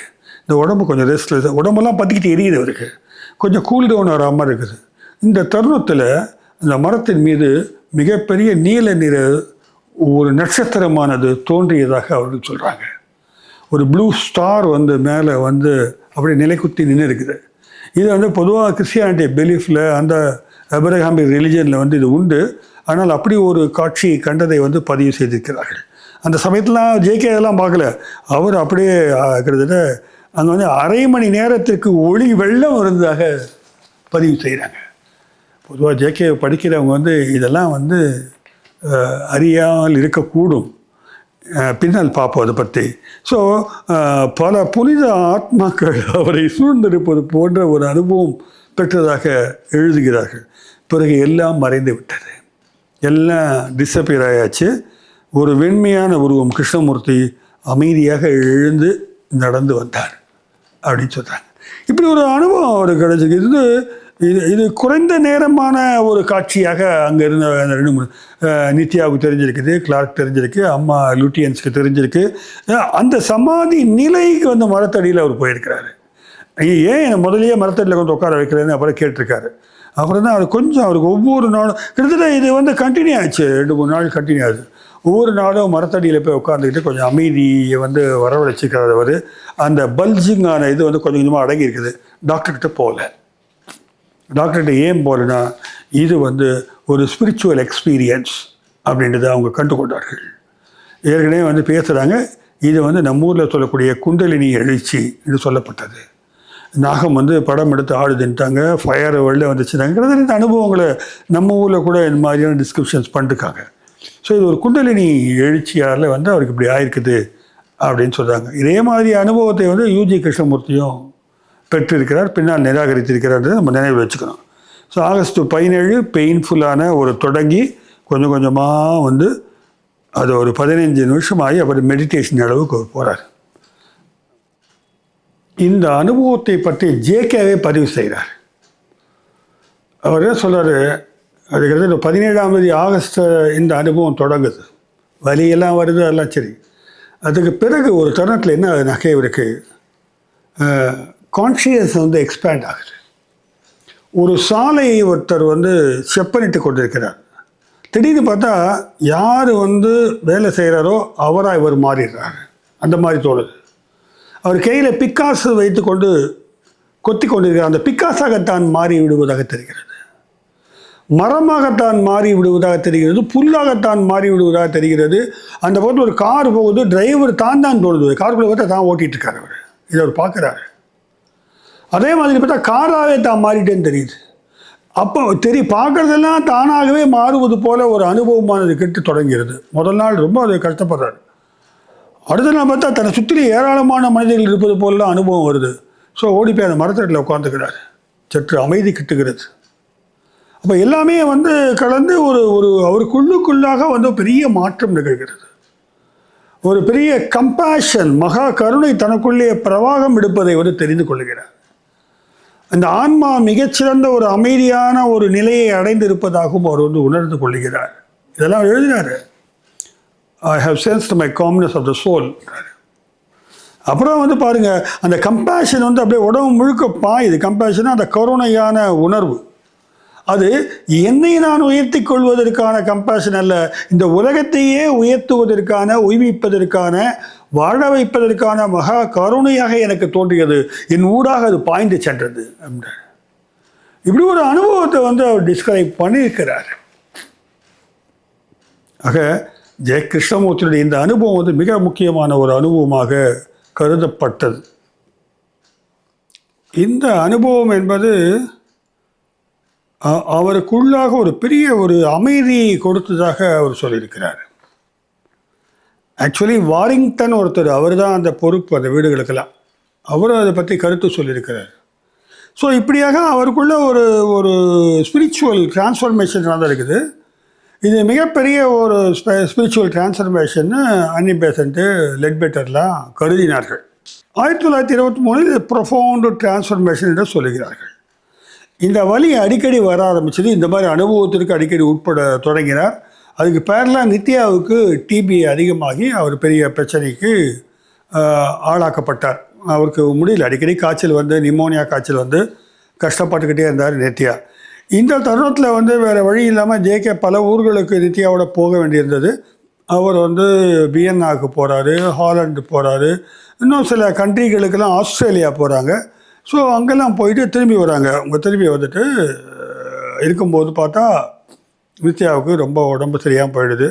ஜேகே வந்து அந்த பிக் அந்த பிரதர்ஹுட் இருக்குது பார்த்தீங்களா, யூனிவர்சல் பிரதர்ஹுட், அதான் அந்த மிகப்பெரிய மகான்களெல்லாம் இருக்கக்கூடிய ஏஸ்ட்ரல் வேர்ல்டு, அதோட நோக்கி தவம் பண்ணுறாரு. பண்ணி வேண்டுதலை வைக்கிறாரு, கடவுளை காப்பாற்று, என் தம்பி நீ காப்பாற்றணும், ரொம்ப நல்லா. அவருடைய அவருடைய அன்பை கொட்டி வந்து வேண்டுதலை வைக்கிறார். அந்த சமயத்தில் இந்த செலஸ்ட்ரியல் மாஸ்டர்ஸ் கிட்ட இருந்து அவருக்கு ஒரு நல்ல சிக்னல் கிடைத்ததாக சொல்லுகிறார். கண்டிப்பாக உன்னுடைய தம்பி காப்பாற்றப்படுவான் அப்படின்னு ஒரு வாய்ஸ் அவருக்கு வந்து கேட்குது. அதனால வந்து அவர் கொஞ்சம் ஓரளவுக்கு வந்து மனம் வந்து நிம்மதி அடைகிறார். இதற்கிடையில் வந்து அருண்டேல், ருக்மிணி அருண்டேலுடைய ஹஸ்பண்ட் வந்து ஜார்ஜ் அருண்டேல் இருக்கார். அவர் 12 அப்போஸ்தல்ஸ் சீடர்கள் கண்டுபிடித்தாயிடுச்சு நம்ம தேவதூதனுக்கு அவரும் டிக்ளேர் பண்ணார். கிட்டத்தட்ட அந்த கிறிஸ்டியன் பேட்டர்ன்லேயே 12 அப்போஸ்தல்ஸ் வந்துடுறாங்க. அன்னி பெசன்ட் அதை ஒத்துக்கிறாங்க, சில பேர் ஒத்துக்கலை. ஆனால் ஜேகே வந்து இதெல்லாம் வந்து நான்சென்ஸ்ன்றார். அப்போ என்னது நல்லாவே இல்லை, இது 12 தூதர்கள்லாம் வேறு, நீங்கள் என்ன மாடல் க்ரியேட் பண்ணுறீங்க, அந்த அளவுக்கு வந்து கொஞ்சம் அவருக்கு அதை பற்றி திருப்தி இல்லாத ஒரு சூழல் இருக்குது. இந்த தருணத்தில் கிளம்பி ஒரு கன்வென்ஷன், பெரிய கான்ஃபரன்ஸ் வந்து நடக்க இருக்கிறது இந்தியாவில். அதற்கு போய் தான் ஆகணுன்ற ஒரு சூழ்நிலை. அப்போ நித்யாவை கூப்பிட்டு போக முடியாது. நித்யாவை வீட்டில் விட்டுட்டு இவங்க கிளம்புறாங்க. அமெரிக்கா, லண்டன் இப்படிலாம் போய் அங்கேருந்து கப்பல் ஏறி கிளம்புறாரு. ஒவ்வொரு நாளும் நித்யாவுக்கு லெட்டர் எழுதி கப்பல் எங்கே நிற்குதோ அங்கே போஸ்ட்டில் போட்டுருவாங்க. அவரை குறித்த தகவலும் வந்து மேரி லுட்டியன்ஸ் வந்து அனுப்பிச்சிக்கிட்டே இருந்தாங்க. அவங்க அம்மா, மேரி லுட்டியன்ஸ் அம்மா வந்து அனுப்பிச்சிக்கிட்டே இருந்தாங்க. அந்த தகவலை பார்த்துட்டே இருக்கும்போது பார்த்தா நிலமா நாளுக்கு நாள் மோசமாகிட்டு இருந்தால் வந்து ஜேகே வந்து புரிஞ்சுக்க முடிஞ்சுது. இருந்தாலும் இந்த குருநாதர்கள்லாம் காப்பாற்றுவோம் என்ற வாக்கு கொடுத்தாலும் அவர் நம்பிக்கையோடு இருந்தார். இப்படி ஒரு நாள் 1925ஆம் ஆண்டு நவம்பர் 13ஆம் நாள் வந்து நித்யா மரணம் அடைந்து விட்டார் என்ற அதிர்ச்சியான தகவல் வந்து ஜேகேவுக்கு வருது. இந்த தகவல் வந்து அவர் அப்படியே உலகமே வெடித்து சிதறியது போல ஒரு அனுபவத்துக்கு உட்படுவதாக எழுதியிருக்கிறார். ஏனென்றால் இந்த இடத்துல நான் ஒரு விஷயம் யோசிக்க விரும்புகிறேன். அப்பா அம்மாவும் இல்லை அந்த பையனுக்கு, சின்ன பையன்லேயே அவனை வந்து இவங்களுடைய நிறுவனத்துக்காக கூப்பிட்டு வந்துட்டாங்க. அவருக்கு உடனாக இரத்த பாசத்தோடு இருந்தது வந்து நித்யா தான். அந்த இருந்த ஒரே ஒரு சொந்தமும் வந்து இன்று மறித்து விட்டது. அப்படின்ன போது அவருக்கு தலை சுற்றுது, என்ன பண்ணுறதுன்னு தெரியல. கதறாரு, தெலுங்கில் வந்து பேசி கதறாரு. நித்யா போயிட்டான் தெலுங்கில் பேசி கதறாரு. ரொம்ப வேதனைக்கு உட்படுகிறார் ஜேகே. அவரை எப்படி வந்து தேறுதல் சொல்கிறதுன்னு தெரில. அப்போ தான் அவருக்கு அதை யோசிக்கிறார், எல்லா கடவுளும் தோற்றுவிட்டன அப்படின்னு ஃபீல் பண்ணுறாரு. நமக்கு வாக்குறுதி கொடுத்த அந்த தெய்வங்கள் எல்லாம் யாரும் தங்கள் வாக்குறுதியை நிறைவேற்றலை அப்படின்னு புரிஞ்சுக்கிட்டு ஒரு பெரிய கவிதை எழுதியிருக்கார் பின்னால். அவங்க எல்லா கடவுளும் அங்கே தோற்றுவித்தன, யாருமே உதவி செய்யலை அப்படின்ற வருத்தத்தோடு பதிவு பண்ணார். கிட்டத்தட்ட 10-12 நாட்கள் அந்த கப்பல்லையே பயணப்பட்டு வருகிறார். சாப்பாடு சாப்பிடல, சோகத்தில் இருக்கார். கொஞ்சம் கொஞ்சமாக அந்த சோகத்திலேருந்து மீண்டு எழுந்து ஒரு உறுதியான மனநிலைக்கு வருகிறார். இந்த துக்கம் என்பது என்ன என்பது குறித்த ஒரு கேள்வியானது அவருக்குள்ளே எழும்புகிறது. இந்த துக்கத்திலிருந்து எப்படி மீள்வது என்பது குறித்த ஒரு சிந்தனையும் அவருக்குள்ளே ஆழமாக தோன்றுகிறது. அவருக்கு ஒரு பெரிய தெளிவு கிடைத்தது போல இருக்கிறது. நித்யாவுடைய மரணம் என்பது அவருக்கு எல்லாவற்றையும் மறுபரிசீலனைக்கு உட்பட வைத்தது என்று கண்டிப்பாக சொல்ல முடியும். அந்த 10-12 நாள் கழித்து இறங்குறாரு, 13 நாள் கழித்து இறங்குறாரு இந்தியாவுக்குள்ளே. ஒரு தெளிவான முகத்தோடு உறுதியான வார்த்தையோடு இறங்குறாரு. அப்போது என்ன சொல்கிறாரு, இந்த துக்கங்களை மற்றவர்கள் துக்கங்கள் பற்றியும் நான் மிகவும் பெரிதும் கவலைப்பட தொடங்கினேன். அவங்க துக்கங்களை எப்படி நம்ம நிவர்த்தி செய்ய முடியும் என்ற கேள்விகள் எல்லாம் அவருக்குள்ளே அதிகமாக அலைபாய தொடங்கியது. அந்த தருணத்தில் ஒரு வழியாக அவர் இந்தியா சேர்ந்து விடுகிறார். நித்யாவுடைய மரணத்தில் அவரை பார்க்க முடியல, அவர் சேர்ந்துறார். இந்தியாவிலே சென்னையில் அடையாறில் தியோசாபிக்கல் சொசைட்டியில் தான் ஸ்டார் காங்கிரஸ் நடக்குது. இந்த ஸ்டார் என்ற அமைப்புடைய காங்கிரஸ் தொடங்குகிறது. அதனுடைய தலைவராக ஜெய கிருஷ்ணமூர்த்தி நியமிக்கப்பட்டு விட்டார் ஏற்கனவே. அவர் தான் அட்ரஸ் பண்ணணும். அப்போது அந்த மரத்தடியில் காலையில் 8 மணிக்கு மிகப்பெரிய ஒரு மரம் இருக்கிறது. அதன் அடியில் எல்லாரும் கூடி அமர்ந்திருக்கிறார்கள். ஒரு காலை பொழுது 8 மணிக்கு இது கூட கிளார்க்கு தான் எழுதுகிறாரு. ஜெய கிருஷ்ணமூர்த்தி அட்ரஸ் பண்ணுறாரு. அட்ரஸ் பண்ணும்பொழுது அவருடைய குரலே மாறி விடுகிறது. வேறு ஏதோ ஒரு குரல் வருவது போல அனைவருக்குமே அந்த மாதிரி ஃபீலிங் வருது. அவர் என்ன சொல்கிறாருனாக்கா, யாருக்கு தேவைப்படுகிறதோ, யார் விரும்புகிறார்களோ அவர்களுக்காக நான் வருவேன் அப்படின்னு சொல்கிறார். ஏதோ இறைவனை இறங்கி பேசுகிற மாதிரி பேசுகிறார் அவர். அப்புறம் சொல்கிறாரு, I come to reform and not to tear down. நான் சீர்திருத்தத்துக்காக வந்திருக்கிறேன், கிழித்து போடுவதற்காக வரவில்லை. நான் மேலும் எதற்காக வந்திருக்கிறேன், அழிப்பதற்காக வரவில்லை, மறுபடியும் திருப்பியும் கட்டுவதற்காக வந்திருக்கிறேன். இந்த உலகத்தை சீர்திருத்துவதற்காக நான் கொண்டிருக்கிறேன் அப்படின்னா அவர் பேசுகிறாரு. ஏதோ கடவுள் ஆக்கிரமிப்பு சாமி பேசுவாங்கள்ல, அந்த மாதிரி பேசுகிறாரு. பேசி முடித்த உடனே எல்லாரும் அப்படியே ஸ்டன்னாக கரண்ட்டு பாஞ்ச மாதிரி உட்காந்துருக்கிறாங்களாம். இதை உடனே உறுதிப்பட்டாங்க லெட்பேட்டரு, இவங்க அன்னி பெசன்ட். அந்த கோவெல்லாம் பரவாயில்ல, இறைவனை இறங்க போகிறாரு, அதற்கான தருணம் நெருங்கி விட்டது. இன்னும் இறங்கலை. இறங்கிறதுக்கான எல்லா ப்ரிப்பரேஷன் ஆகிடுச்சு. மென்டலாக இஸ் ப்ரிப்பேர்டு. இப்போ அவருடைய அந்த தம்பியுடைய இறைப்பை கூட கடந்து வந்துட்டார். இப்போ உறுதியாக நான் உங்களுக்காக வந்திருக்கிறேன் என்று வசனங்கள் இறைவன் பேச தொடங்கிவிட்டார் அப்படின்ற அளவுக்கு அவங்க எடுத்துக்கிட்டாங்க. இதுக்கு முன்னாலேயே அவருக்கு 25 வயதில் இருக்கும்போது 17 வயதான அமெரிக்க பெண் ஒருத்தி, ஹெலன் கான்டேன்னு பேர், அவங்க இவரோட நெருங்கி பழகிறாங்க. 2 பேருக்குள்ள ஒரு காதல் அரும்புவதாக தெரிகிறது. அதனால் அது ரொம்ப ஒரு புனிதமான காதல் என்பது போல் ஹெலன் கான்டே இன்டர்வியூவில் கொடுத்துருக்குறாங்க. அதுக்கு பிறகு தொடர்ந்து அவங்க பயணிக்கலைன்னு நினைக்கிறேன். அவங்க பிரிஞ்சிடுறாங்க. ஸோ அந்த பொண்ணுக்கு யோசிச்சு பாருங்கள், கிட்டத்தட்ட 17 வயது, இவருக்கு 24 வயது. இளசுகள் ரெண்டும் அப்படி இருந்த ஒரு காலகட்டம் அது. பிறகு அவங்க பிரிஞ்சுதாங்க. அப்போ ஒரு தம்பி உயிரோடு இருக்கார். இப்போ ஜேகே என்ன பண்ணார், இப்போ இவர் சினிமாவில்லாம ஆர்வத்தோடு பார்ப்பார். ஜெய கிருஷ்ணமூர்த்தி ரொம்ப அவரை பற்றி சொல்லும்பொழுது காமெடியாக ஜோக் அடிப்பார், ஒரு காமெடியாக பிஹேவ் பண்ணுவார், ரொம்ப இயல்பாக இருப்பார். சினிமாக்களுக்கு நிறைய போய் பார்ப்பார் அவர். இப்போ அமெரிக்காவுக்கு போன போது இவர் ஏற்கனவே பாப்புலர் பர்சன். லாஸ் ஏஞ்சல்ஸ் பக்கத்தில் தான் அவருடைய ஓஜாய் இருக்குதுன்னு நினைக்கிறேன். அவர் போய் அங்கே சிசில் பி டிமிலி, இந்த பென்ஹரு, கிரைஸ் எல்லாம் எடுத்தாங்க. அவருடைய செட்டுக்கு போகிறாரு. அவங்க இவரை வரவேற்று அவரோட பேசுகிறாங்க. சிசில் பி டிமிலி பேசுகிறாரு. அப்புறம் வார்னர் பிரதர்ஸ், வார்னர் தான் கிரைஸை நடித்தாராம்.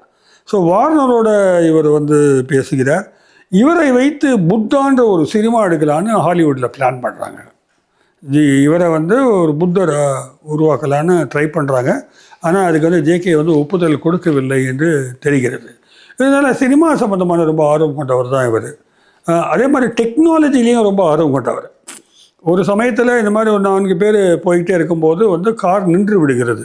நின்று விட்டவுடனே என்ன செய்யுது யாருக்கு தெரியல. ஜே கிருஷ்ணமூர்த்தி இறங்கி போய் பேனட்டை திறந்து அந்த மெக்கானிக்கலான ஒர்க்கெலாம் சரி பண்ணிவிட்டு இப்போ கார் எடுங்கிட்டு இருக்காரு. அதே மாதிரி சில சமயத்தில் மோட்டர் பைக்கோட பிரித்து போட்டுட்டு அசம்பிள்லாம் பண்ணியிருக்கிறார். அந்த அளவுக்கு வந்து ஒரு மெக்கானிக்கல் இன்ஜினியரிங் மூளை உள்ள ஆளாக இருந்திருக்கிறார். அவருடைய ஆர்வம் வந்து நிறைய விஷயங்கள் இருந்திருக்கு. நான் இப்போ தான் யோசிச்சு பார்க்குறேன், சின்ன வயதில் அந்த சிறுவனுக்குரிய அந்த ஆர்வ தேடல்கள் எல்லாம் வந்து நசுக்கப்பட்டு விட்ட ஒரு சூழலை தான் ஜேகே வளர்ந்துருக்கணும். அவருக்கு கல்வி வந்து அவர் படிப்பு சரியாக வரலன்னா கூட அவர் வேறு மாதிரியான ஒரு ஒரு ஒரு ஸ்ட்ரைட் ஜாக்கெட்டட் பேட்டர்னில் தான் கொண்டு வந்திருக்காங்கன்னு கூட நான் சில சமயம் யோசிப்பேன். ஒரு இளம் வயதில் வந்து ஜேகேக்குரிய ஒரு சின்ன பசங்களுக்குரிய அந்த சுதந்திரமானது வழங்கப்படவில்லை என்பதையும் வருத்தோடு தான் நான் பார்க்குறேன் இந்த இடத்துல. அப்போ வந்து அவர் ஒரு வழியாக இப்போ உலகம் சுற்ற ஆரம்பித்தார். அமெரிக்காலாம் போயிட்டு வந்துட்டார். பல நாடுகளில் இவருக்கு வந்து கோஸ்டாரிக்கா அங்கெல்லாம் போய் பேசுகிறாரு. அமைப்புகள் தொடங்குகின்றன. சில நாடுகளில் வந்து அவருக்கு எதிராக வந்து இயக்கங்கள் தோன்றுகின்றன. இது வந்து இவர் வந்து தேசப்பற்றை வந்து மறுத்து பேசுகிறார் அப்படின்ற ஒரு விஷயத்தையும், மதத்துக்கு எதிராக பேசுகிறார் என்பதையும் வைத்து அவருக்கு வந்து ஒரு எதிர்ப்பு ஆங்காங்கே சில நாடுகளில் கிளம்புகிறது. நியூசிலாந்து போன்ற நாடுகளெல்லாம் பலத்த எதிர்ப்புகள் கிளம்பி இருக்கின்றன. இப்படியாக ஆயிரக்கணக்கான பேர் வந்து ஆர்டர் ஆஃப் தி ஸ்டாரில் சேர்றாங்க. கோடிக்கணக்கான சொத்துக்களை வந்து அவங்க அர்ப்பணம் செய்கிறார்கள். ஜே கிருஷ்ணமூர்த்தி என்ற நபர் வந்து மாபெரும் ஒரு குருவாக இந்த உலகிற்கே வழிகாட்டப் போகிறார் என்ற செய்தியை அவர்கள் பரப்பினார்கள். ஆக இந்த தருணத்தில் வந்து 1929 ஆகஸ்ட் 3ஆம் நாள் நெதர்லாண்டிலே ஓமன் என்ற இடத்துல வந்து ஒரு பெரும் கூட்டம் கூடுகிறார்கள். அவங்களுடைய கான்ஃபரன்ஸ் இன்றைக்கு வந்து எப்படியும் வந்து இறை தூதர் உருவாக்கி விடுவார் என்ற நம்பிக்கை எல்லாருக்கும் இருக்குது. இன்றைக்கி வந்து ஜேகே வந்து ஒரு பெரிய குருநாதராக ஆகப் போகிறார். இந்த வாகனத்தின் மீது அந்த இறைவன் இறங்கப் போகிறான் என்ற நம்பிக்கை எல்லாருக்கும் வந்து ஆவலோடு திரண்டு இருக்கிறார்கள். கிட்டத்தட்ட 3000 பேர் இருக்கிறாங்க. ஆர்டர் ஆஃப் தி ஸ்டார் அதுதான் அந்த அமைப்பை சேர்ந்தவங்க. பெரிய பெரிய பங்களாவை கொடுத்தோன்னா முன்னால் உட்காந்துருக்கு. ஜேகே பேச தொடங்குகிறார். முதல் வாக்கியமே truth is a pathless land. உண்மை என்பது பாதையற்ற ஒரு வெளியாகும் இந்த சொல்லாடலை பயன்படுத்துகிறார். ஒரு மாதிரி பார்க்குறாங்க, எல்லாம் அதிர்ச்சியோடு பார்க்குறாங்க. எந்த நிறுவனத்தின் மூலமாகவும் அல்லது நிறுவனப்படுத்துதல் மூலமாகவும் நீங்கள் உண்மையை அறிய முடியாது. உண்மையை அறிவதற்கு எந்த குருநாதரும் தேவையில்லை, எந்த அமைப்பும் தேவையில்லைன்னு அவர் ஓங்கி பேச ஆரம்பிக்கிறார். எந்த பாதையின் மூலமாகவும் நீங்கள் உண்மையை அறிந்து விட முடியாது. அந்த டாக் இருக்குது பாருங்கள், நெட்டில் கிடைக்க படித்து பாருங்கள். இன்றைக்கி ரொம்ப அற்புதமான ஒரு உரை அது. அமைப்புகள் உங்களை மேலும் மேலும் விலங்குகளுக்குள்ளே தள்ளிவிடும். உங்களை மேலே மேலே கட்டுப்படுத்தி கொண்டே இருக்கும் அவருடைய சிந்தனைகள். இப்படித்தான் இருக்க வேண்டும் என்ற வலியுறுத்த தொடங்கிவிடும். நான் எந்த அமைப்பையும் சேர்ந்தவனாக இருக்க விரும்பவில்லை. ஆகவே இந்த ஆர்டர் ஆஃப் தி ஸ்டார் என்ற அமைப்பை இன்றுடன் நான் கலைத்து விடுகிறேன். நான் உங்கள் அமைப்பு எதிலும் சாராத ஒரு தனி நபர். நான் எனக்கு கொடுக்கப்பட்ட அத்தனை கோடி சொத்துக்களையும் அவரவரிடம் என்று இன்றே ஒப்படைக்கிறேன். சொத்துக்கள்லாம் சும்மா இல்லைங்க, உலகம் முழுவதும் சொத்துக்கள் அத்தனையும் அவங்கவுங்கள்ட்ட திருப்பி கொடுத்துட்றேன். திருப்பி கொடுத்துட்டார் அவர். அதே போல் வந்து எனக்கு டிசைபிள்ஸ் கிடையாது. No disciples. நான் குரு அல்ல, நான் வந்து அப்போஸ்தலும் அல்ல, இறை தூதனும் அல்ல, நான் வந்து உங்களுக்கு போதிக்க வந்த மகானும் அல்ல. இவ்வளோ ஓப்பனாக சொல்லணும்னா அரண்டு போயிட்டாங்க. மனிதன் என்பவன் சுதந்திரமாக இருப்பவர். நீங்கள் சுதந்திரமாக இருப்பதற்கு வேண்டுமானால் நான் உதவி செய்ய முடியும். அது கூட ஒரு ஓவியம் வரைவது என்பது அவன் இயல்பாக இருப்பது போல என் இயல்பு உங்களுக்கு அதை சுட்டி காட்டுவது. புதிய குகைகளை, புதிய கூடுகளை அல்லது கேஜ்ன்றாங்களே, அதை நான் உருவாக்க முடியாது. எனவே நான் குருநாதர் அல்ல. இன்று முதல் இந்த ஆட்டம் கலைகிறது, சொத்துக்கள் எல்லாம் திருப்பி தரப்படுகிறது, எல்லாம் ஒழுங்காக வீட்டுக்கு போங்க அப்படின்ட்டார். அதிர்ந்து போயிட்டாங்க எல்லாரும்.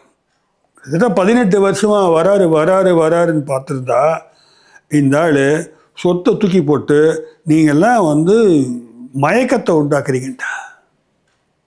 எப்படி பாருங்க, புத்தன் அவதரித்த நொடியாக அதை நான் கருதுகிறேன்.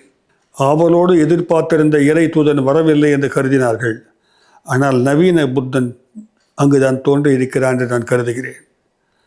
அந்த புத்தர் எப்படி தன்னுடைய சொத்து சுகம் ஆட்சி மனைவி குழந்தைகள் அனைத்தையும் துறந்து விட்டு ஒரு நிர்வாணியாக வெளியே போனாரோ, எந்த சொத்தும் இல்லாமல் உண்மையை தேடி போனாரோ, இந்த புத்தன் உண்மையை அறிந்து எல்லாவற்றையும் துறந்து ஒரு புதிய பாதையை உலகத்திற்கு காட்டுவதற்காக அந்த நொடியிலே அவன் அவதரித்ததாக நான் கருதுகிறேன்.